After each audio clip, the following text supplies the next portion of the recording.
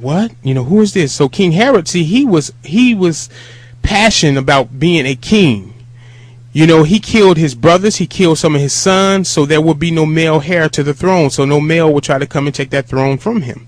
So King Herod, hearing that another king is arising, King Herod is like, where is he? Because I want to worship him too. But King Herod's whole plan is to kill this person who is talking about he is the king of Israel. So that takes us to Matthew 2:13. And this is where the angel of Yah appeared to the Messiah's stepfather, Yosef in Hebrew, and this is the message that he gave him. Let's go to Matthew 2:13. It says, and when they were departed, behold, the angel of Yah appeared to Joseph in a dream, saying, arise and take the young child and his mother and flee into Egypt, and be there until I bring you word, for Herod will seek the young child to destroy him. So do you see? He said, arise, take the young child and his mother and flee into Egypt and be there until I bring you word. For Herod will seek the young child to destroy him. Oh, look at this. So that young child, that's the Messiah, Yahushua. His mother, Miriam, who many of you may know as Mary, but her true name is Miriam. Now they have fled into the land of Egypt. Why did they flee? Why did they go into the land of Egypt? Because Herod sought the young child to kill him.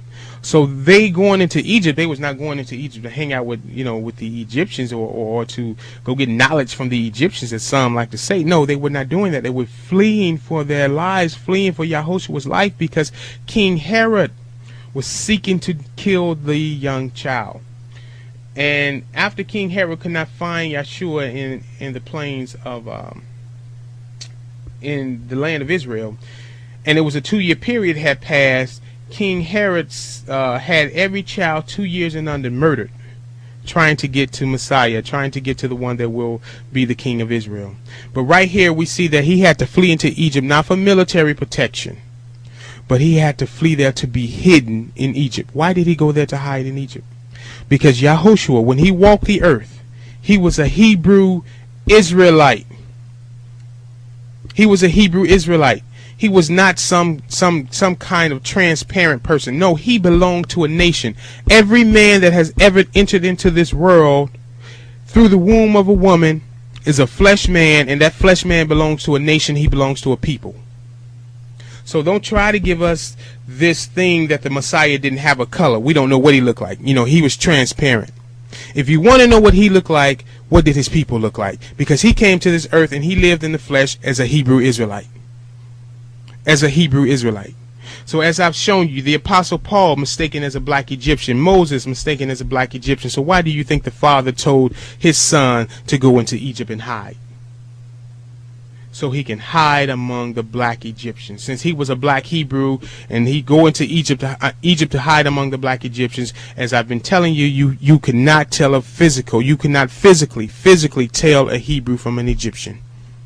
So he was taken into Egypt to hide. He was not taken up into France. He was not taken up into Germany. He was not taken up into Britain to hide. No, he was taken into Egypt because Egypt was still a black nation during that time, filled with black people that looked like these black Hebrews, and that's where he went to hide. Now, what I just said to you is information that we Hebrews have known forever, have known for the longest time. The understanding of that scripture in Matthew 2:13. But lo and behold, all praises are due to the Most High, that now this very information that we're bringing out has gone mainstream. And what I mean by mainstream is that some mainstream scholars, biblical scholars, are now echoing what we have been saying for the longest about this scripture in Matthew 2:13. In fact, back in 2001, I believe it was, there was a program on the Discovery Channel called The Complete Jesus. Now, in this program, there was a scholar interviewed. This scholar went by the name, his name is Dr. Mark Goodacre. Now, Dr. Mark Goodacre stated in this program, almost for word, what I just told you about Yeshua hiding in Egypt because he was a black Hebrew and he looked like the black Egyptian. So he pretty much has echoed the same thing I've said. Now, I have a soundbite from that show. And as you can see on your screen, that's a picture of Dr. Mark Goodacre. The program was called The Complete Jesus. I have a soundbite from that show. And I'm going to play it right now, and I want you to hear, I want you to listen and see what this scholar is saying. He's saying the same thing that we Hebrews have been saying for the longest. And here's that soundbite. Goodacre believes that the traditional depictions of Jesus' skin color may also need revising. Firstly, most historians would assume that in Jesus' part of the world, people would be darker skinned. In addition, Goodacre has now found supporting evidence in the Gospels themselves. Matthew writes that when Herod ordered the massacre of children under the age of 2, Mary and Joseph escaped with Jesus to Egypt. Now, it's very unlikely that Jesus would have been able to be hidden in Egypt if he had a very different colour skin from the people that were in Egypt. Wow, wow, wow. Now, it's very unlikely that Jesus would have been able to be hidden in Egypt if he had a very different color of skin from the people in Egypt. Did you hear that? That's what he just said. Let me read that again. Let me quote him again. He said, now it's very unlikely that Jesus or Yahushua would have been able to be hidden in Egypt if he had a very different colored skin of the people, from the people in Egypt. Now he used Jesus. That was the name of this program, The Complete Jesus. But as I told you, the reason why we don't use Jesus in this presentation, but that I'm going to leave that Jesus there because that was his quote. And I don't want to misquote him. I want to quote him word for word. Once again, he said, now it's very unlikely that Jesus would have been able to be hidden in Egypt if he had a very different color of skin from the people in Egypt. So that's what I just told you. And that's the understanding, that he had to look like the Egyptians in order to be hidden. Remember, he was fleeing into Egypt because Herod was seeking to destroy him. So he was seeking refuge in the land of Egypt. Right here, the picture of the Christian Christ. How in the world could, if Yahushua looked like the picture of the Christian Christ that you should see on your screen right now, if he looked like that, how could he hide in Egypt among these black Egyptians that you also have been seeing on your screen and that you see now? It wouldn't match up, right? He would have been found easily. Easily. These are the Egyptians, brothers and sisters. And the Hebrews look just like them. Now look at this. Look at these pictures of these Egyptians right here. Beautiful black brothers and sisters, right? So how do we go from this truth right here to this? How do we get to here? White Egyptians in this manner during the biblical time. How do we get here? Well, as we've been saying throughout, deception. Deception is how we have the truth covered up with this lie. The truth has been covered up with this lie. And so let's look and see how. Let's see their method of deception. How they have turned Egypt into white. And by doing that, they have turned the Hebrews into white. How did they do that? Let's look at this method of deception. You see this brother on your screen right here.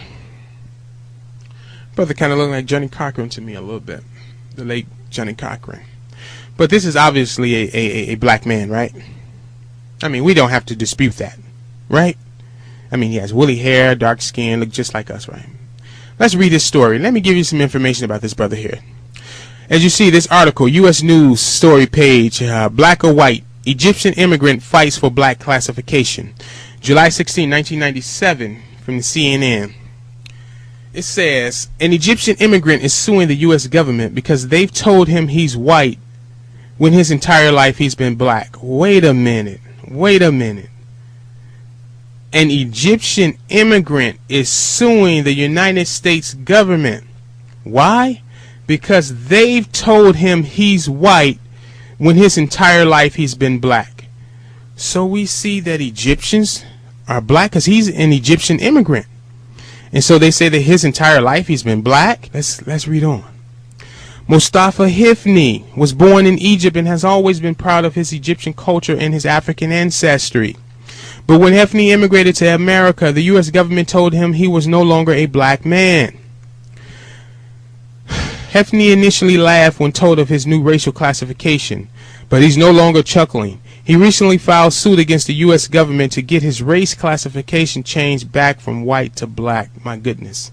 And I had to take I had to exhale there, brothers and sisters, because this is so deep. This is the method of deception that they use. Now, this man he lived in Egypt. His whole life he has been black. Now, notice the language in this article. They tell you first that he's an Egyptian immigrant. He lived in Egypt. He was born in Egypt, and he was proud of his Egyptian culture and his African ancestry. So here they're telling you that the Egyptians are quote-unquote African. They're telling you that the Egyptians are black.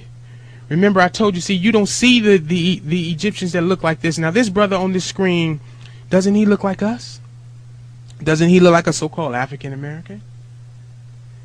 Haven't I been showing you up to this point that the Hebrews look like the Egyptians? And as I told you, I'm going to show and prove that the so-called black people of the Western Hemisphere, the ones who got here during the transatlantic slave trade, are the Israelites of the Bible, are descendants of those Israelites. And that's why this Egyptian look like us. Because we look like the Egyptians and the Egyptians look like us. I have other pictures I'm going to show you of modern Egyptians in Egypt, and they look just like us. The scriptures are still true. But do you see this? The U.S. government told this man that he's white. So on all of his ID, his driver license, when he goes sign up for a job, even though his physical appearance show that he's a black man, they say, no, you're white. He has to fill in white. And let's see why this is. Now, this is the key to this article to understanding their method of deception. Look at this. The lawsuit targets Directive Number 15 of the U.S. Office of Management and Budget. The directive defined black as a person having origins in any of the black racial groups of Africa. A white person is defined as having origins in any of the original peoples of Europe, North Africa, or the Middle East. So we see right here, look at the language. Look at the deceptive language in this document. He is targeting a Directive Number 15, which means this is in law. This is in law. If a man comes from Egypt, if he is born in Egypt and he is the same shade as charcoal, if he comes to the United States, he's classified as white. Classified as white. You see how they use that method of deception? So even though I'm showing you all these images of the ancient Egyptians and how they are a black people, but because they come from Egypt, the U.S. government would classify all of that as white. So now you see the deception. It's in law. So this man is suing them, trying to get his race changed back to what it is. He's a black-skinned man. Black-skinned man. Now, they said that the directive defines black as a person having origins in any of the black racial groups of Africa. Wow. But then this article opened up and tell us that he was an Egyptian immigrant and he has his entire life he's been black. It said that he is proud of his Egyptian culture and his African ancestry. So why isn't he classified as a quote-unquote black-skinned man? Deception, deception, deception. Now we look at this brother and this brother come up to us and say that he's a white man. We know that's a lie. But then he show you his ID is a lie that has been made to seem like the truth. So if this brother signed the application and he put down white, and then he come in for the interview, what is, you know, it's going to confuse the person that's giving the interview. Because that's what deception does. It confuses you. Scripture tells us in Revelation 12:9 that Satan has deceived the entire world. And this right here is part of his greatest deception, hiding the identity of the children of Israel. Or helping to hide. Now we have seen how the children of Israel look like the sons of Ham.